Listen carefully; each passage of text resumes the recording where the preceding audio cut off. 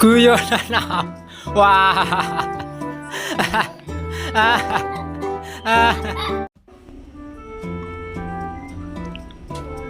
Pada suatu hari, Abu Nawas singgah di rumah kenalannya yang baru di tepi hutan dengan maksud memperkuat silaturahim. Ia adalah seorang Yahudi.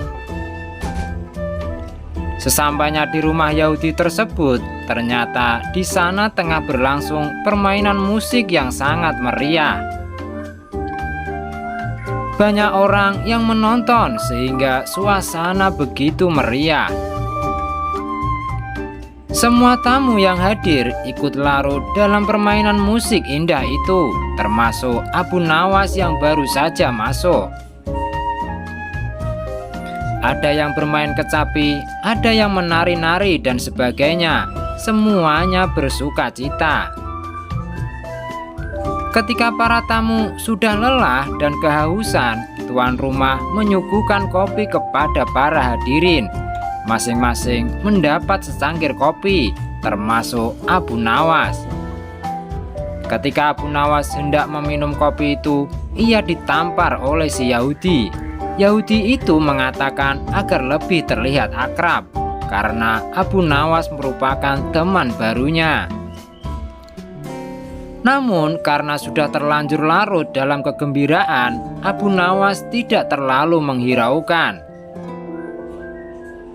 Abu Nawas kembali mengangkat cangkir kopinya untuk diteguk. Namun tidak disangka ia kembali mendapat tamparan yang begitu keras dari pemilik rumah itu, dan begitu seterusnya. Pemilik rumah tersebut hanya tersenyum saja tanpa merasa bersalah sedikit pun. Begitu juga para tamu yang hadir, bukannya kasihan, malahan menertawakan Abu Nawas. Dengan perasaan marah bercampur geram, Abu Nawas pun langsung pergi meninggalkan mereka tanpa berkata sepatah kata pun. Abu Nawas terus berjalan menuju rumahnya. Dalam hati ia bergumam, jahat benar perangai Yahudi itu, main tampar seenaknya saja. Kelakuan seperti itu tidak boleh dibiarkan berlangsung di Baghdad. Aku harus mencari cara menghentikan Yahudi tersebut, gumamnya dalam hati. Oh iya, aku ada akal, gumam Abu Nawas selanjutnya. Keesokan harinya, Abu Nawas menghadap Baginda Raja di istana. Ampun Baginda, hamba mendengar di negeri ini ada suatu permainan yang belum pernah hamba kenal. Permainan itu sangat aneh, lapor Abu Nawas. Di mana tempatnya?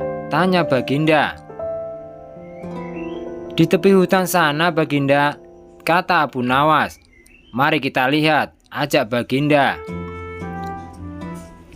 Nanti malam saja kita pergi Baginda. Kita akan pergi berdua saja dengan pakaian biasa, agar tidak ada yang mengenali Baginda, ucap Abu Nawas. Pada malam hari, maka berangkatlah Baginda dan Abu Nawas ke rumah Yahudi itu. Ketika sampai di sana, kebetulan si Yahudi sedang asik bermain musik dengan teman-temannya.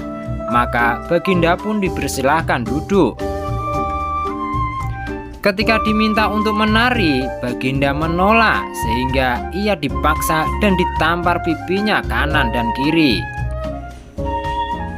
Sampai di situ Baginda baru sadar bahwa ia telah dipermainkan oleh Abu Nawas. Tapi apa daya, ia tak mampu melawan orang sebanyak itu. Maka dengan terpaksa menarilah Baginda sampai keringat mengucur di seluruh tubuhnya. Setelah merasa sangat lelah dan kehausan, barulah dibagikan kopi kepada semua tamu. Melihat hal itu, Abu Nawas meminta izin untuk keluar ruangan dengan alasan akan pergi ke kamar mandi untuk kencing. Biar Baginda merasakan sendiri peristiwa itu, karena salahnya sendiri, tidak pernah mengetahui keadaan rakyatnya dan hanya percaya kepada laporan para menteri, pikir Abu Nawas dalam hati sembari meluncur pulang ke rumahnya. Tatkala hendak mengangkat cangkir kopi ke mulutnya, Baginda ditampar oleh si Yahudi itu. Ketika ia hendak mengangkat cangkir kopinya lagi, ia pun terkena tamparan lagi. Begitu seterusnya. Hingga Baginda merasakan sangat kesakitan dan mukanya menjadi lembam memerah, sementara tamu lainnya terus menertawainya.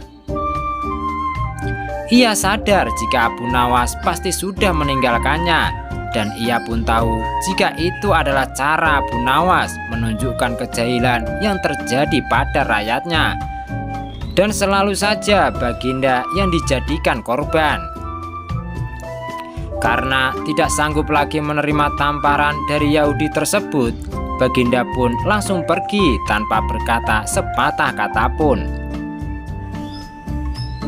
Pada keesokan harinya, setelah bangun tidur, Baginda Raja Harun ar-Rasyid memerintahkan seorang pengawal istana untuk memanggil Abu Nawas menghadap. "Wahai Abu Nawas, baik sekali perbuatanmu semalam. Engkau biarkan diriku disiksa dan dipermalukan seperti itu," kata Baginda. "Ampun beribu ampun, wahai Baginda Raja. Pada malam sebelumnya, hamba telah mendapat perlakuan yang sama seperti itu. Apabila hal itu hamba laporkan secara jujur, pasti Baginda tidak akan percaya dan mengira itu adalah akalan-akalan hamba saja. Dari itu, hamba bawa Baginda ke sana agar mengetahui dengan kepala sendiri perilaku rakyat yang tidak senonoh itu," jawab Abu Nawas membela diri. Baginda tidak dapat membantah ucapan Abu Nawas, lalu disuruhnya beberapa pengawal untuk memanggil si Yahudi itu. "Wahai Yahudi, apa sebabnya engkau menampar aku tadi malam?" tanya Baginda marah. "Wahai tuanku, sesungguhnya hamba tidak tahu jika malam itu adalah tuanku. Jika sekiranya hamba tahu, hamba tidak akan berbuat seperti itu," jawab si Yahudi membela diri.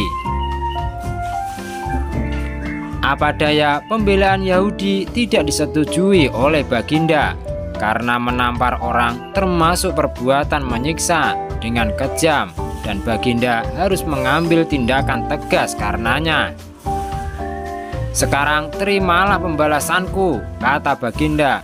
"Ampunilah hamba tuanku," ucap si Yahudi. Segera saja Baginda memerintahkan para prajurit untuk memasukkan si Yahudi ke dalam penjara. Sejak saat itu, Raja Harun amat memperhatikan rakyatnya.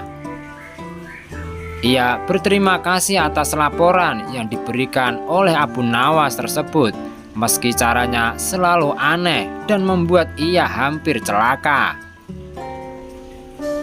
Tamat. Jangan lupa ya guys, like, share, dan subscribe. Terima kasih.